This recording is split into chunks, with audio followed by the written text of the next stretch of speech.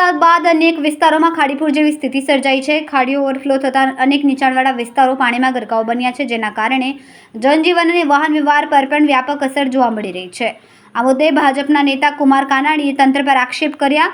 તેમણે જણાવ્યું કે પાલિકાના અધિકારીઓના આયોજન માત્ર કાગળ પર જ સીમિત રહ્યા છે અને સ્થળ પર પૂરતી કામગીરી જોવા મળતી નથી। કુમાર કાનાણીએ વધુમાં એવો પણ આક્ષેપ કર્યો કે ખાડીઓની બાજુમાં થયેલા દબાણોના કારણે પાણીના કુદરતી પ્રવાહમાં અવરોધ ઊભો થયો છે, જેના પરિણામે ખાડીપુર જેવી સ્થિતિ સર્જાઈ છે। બીજી તરફ અસરગ્રસ્ત વિસ્તારોમાં પાણીના નિકાલ અને રાહત કામગીરી ચાલુ હોવાનું તંત્ર જણાવી રહ્યા છે। હાલ સ્થાનિક લોકો પાણી ઓસરવાની અને સ્થિતિ ઝડપથી સામાન્ય બનવાની રાહ જોઈ રહ્યા છે।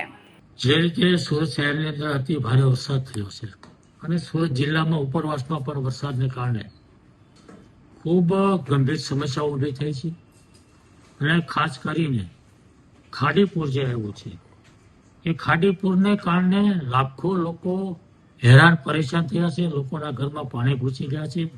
આજે પણ એ પાણી ઉતરતા વાર લાગે એવી પરિસ્થિતિનું નિર્માણ થયું છે। ગયા વર્ષે ખાડીપુર આવ્યા પછી એમની સમીક્ષા બેઠકો થઈ હતી, આયોજન માટેની બેઠકો થઈ હતી અને એની અંદર કેવી રીતે આયોજન કરવું, ભવિષ્યમાં ખાડીપુર ના આવે એના માટેની શું શું કાર્યવાહી કરી શકાય એની વાતો અને ચર્ચાઓ થઈ હતી। પરંતુ દુઃખ સાથે કહેવું પડે કે એક વર્ષ વીતી ગયા પછી આજે એનું શું આયોજન થયું છે, કેવી કામગીરી થઈ છે, શું કામગીરી થઈ છે, કેટલી કામગીરી થઈ છે, કોઈ વાત નથી, કોઈ આયોજન નથી, કોઈ કામ શરૂ થયું નથી અને એટલા માટે દર વર્ષે આની આ જ પરિસ્થિતિ ઊભી થાય છે।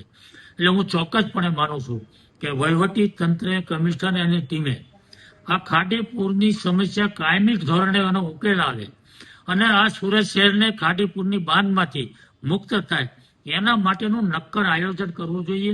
શું કરી શકાય, ટેકનિકલ લોકો, એન્જિનિયર લોકો સાથે આખું સર્વે કરી અને આ પાણીને ક્યાં લઈ જઈ શકાય, ક્યાં ડાયવર્ટ કરાય, કેવી રીતે ટાંકી સુધી પહોંચાડાય અને લોકોને મુશ્કેલી ન થાય એનું નક્કર આયોજન કરી અને તાત્કાલિક એનો અમલ કરી અને કામ થાય એવા પ્રયાસો કરવા જોઈએ, જેમાં વહીવટી તંત્ર સંપૂર્ણપણે નિષ્ફળ ગયું છે એવું હું ચોક્કસપણે માનું છું। કેટલા લોકોને અસર કરે છે કાકા ખાડી? લાખો લોકોને, લગભગ પોણા શહેરને આ ખાડીના કારણે નુકસાન થાય છે, અસર કરતા બને છે અને લોકો જ્યાં સુધી પાણી ન ઉતરે ત્યાં સુધી ઘરમાં રહી પણ ન શકે એવી પરિસ્થિતિનું નિર્માણ થાય છે। કેમેરામેન હરેશ પાટીલ સાથે સુનિલ પાટીલ, સમય મીડિયા ન્યૂઝ, સુરત।